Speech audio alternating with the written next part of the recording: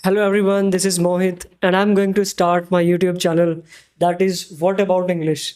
On this channel, you will learn all the basic concepts of English. Okay, so today we have our students in the class and we will discuss some basic concepts of present indefinite with them. Okay, but उस पे आने से पहले हम थोड़ा एक short intro लेते हैं सभी स्टूडेंट से. Okay, so they will tell you some introduction in English. Okay, so we will start with Rohan. Hello, I am Rohan from class 9th and my hobby is playing volleyball and I am in class 9th and I am from Delhi International Secondary School from Loni Ghaziabad and my future goal is chartered accountant. Okay, good, very good. First of all, good evening, sir. My name is Nikhil. I am studying ninth class in JD Public School, and my hobby is playing cricket and read book. And my future goal is being cricketer. Very good, nice, Nikhil. Yes. Good evening, sir. I am Anirudh Goel from class 8th and Delhi International School. My hobby is reading and my aim is become businessman. Thank you. Very good. We all have another students as well, but we will not take the introduction of them.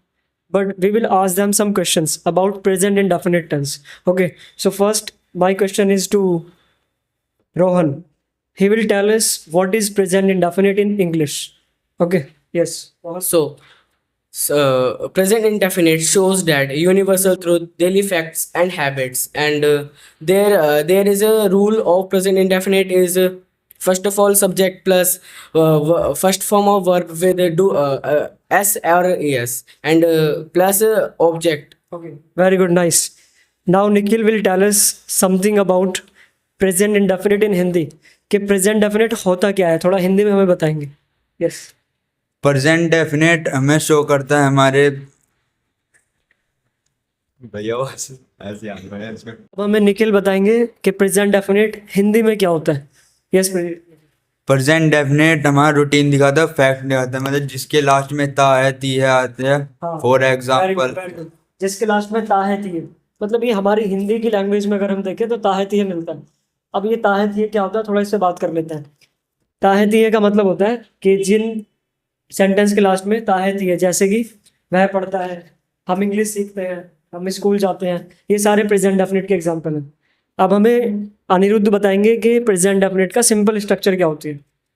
A simple structure of present indefinite is subject plus first form of verb or fifth form of verb plus s or es plus. इन्होंने अब दो word use किए हैं, एक first form और एक fifth form.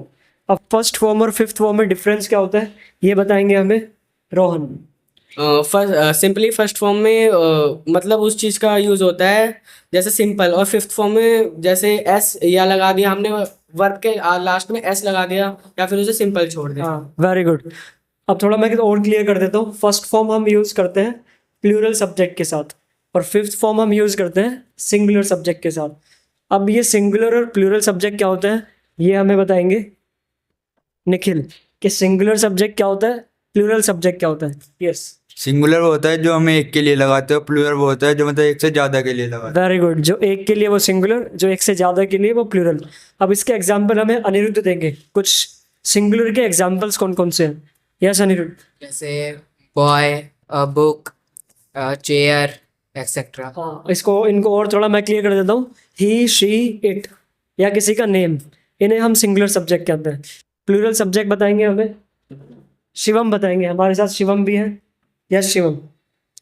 Plural subject क्या. Friend I you we दे ये सब प्लूरल है. हाँ, वेरी गुड. थोड़ा तेज बोलेंगे. इन्होंने बोला आई, वी, यू और दे, ये सारे प्लूरल होते हैं. कहने का मतलब अगर हम अब सम अप करें इन सारी बातों को तो हमने ये देखा कि प्रेजेंट डेफिनेट टेंस होता है जो हैबिट शो करता है, रूटीन शो करता है. हिंदी में अगर हम बात करें तो ता है ती है वगैरह आते हैं. फिर इन्होंने रूल बताया कि इसमें सब सिंपल का जो रूल होता है वो होता है सब्जेक्ट प्लस V1 और V5. फिर इन्होंने बताया V1 और V5 क्या होती है. V1 होता है प्लूरल के साथ और V5 होती है सिंगुलर के साथ.